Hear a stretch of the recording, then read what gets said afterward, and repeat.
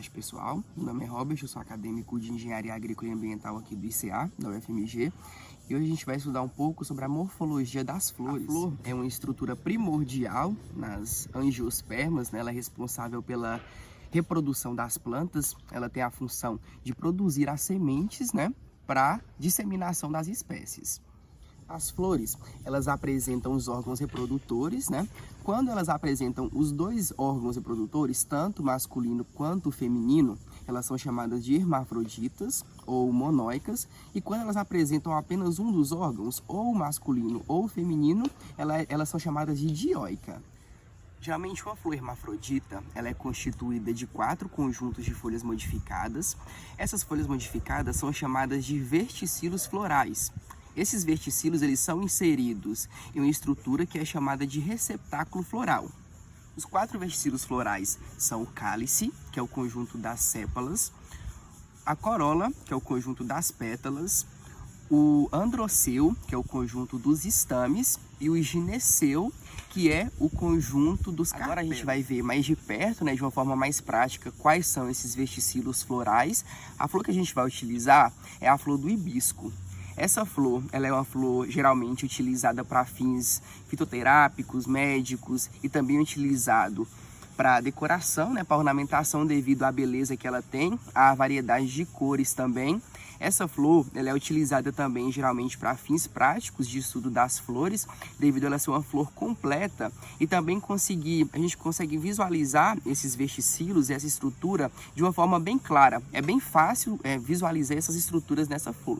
A flor, ela apresenta 2 órgãos de suporte, que é o pedúnculo, que é essa estrutura aqui, que ela é responsável por sustentar a flor no caule, e o receptáculo, que é essa região aqui. Essa região, ela é responsável por servir de sustentação para os demais verticilos florais. O conjunto formado pelos 2 verticilos florais mais externos e estéreis são o cálice, que é o conjunto das sépalas, e a corola, que é o conjunto das pétalas. Ele é denominado perianto, o seu conjunto. São folhas modificadas que têm a função de proteção e na maioria das plantas as sépalas são verdes, relativamente espessas, e as pétalas, elas são mais finas, exibindo cores mais brilhantes, um aspecto mais vistoso. São características morfológicas, tanto das sépalas quanto das pétalas, muito importantes justamente por conta da atração nos agentes polinizadores. Isso é utilizado para chamar a atenção. Geralmente tem plantas também com sépalas que apresentam uma cor mais vistosa também. Geralmente isso varia de acordo com o agente polinizador que essas plantas utilizam. Nessa região aqui, a gente pode visualizar os estames.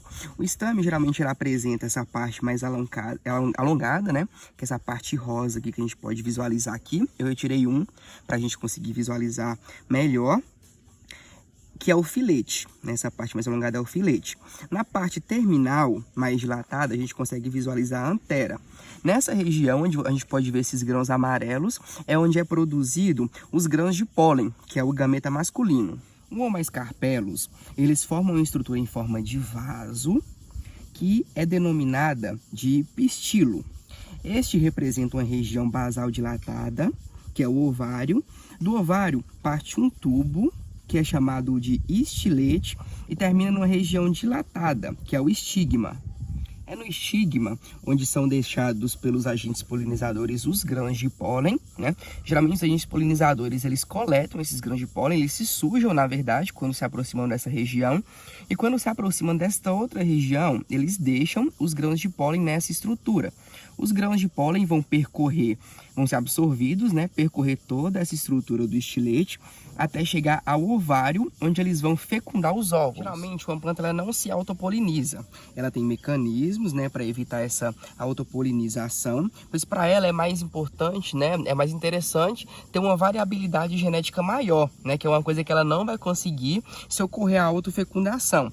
Um desses mecanismos que a gente pode visualizar nesse exemplar aqui é que o estigma ele está mais acima do que os estames. Isso é um dos mecanismos, né, que dificultam um pouco mais a autopolinização.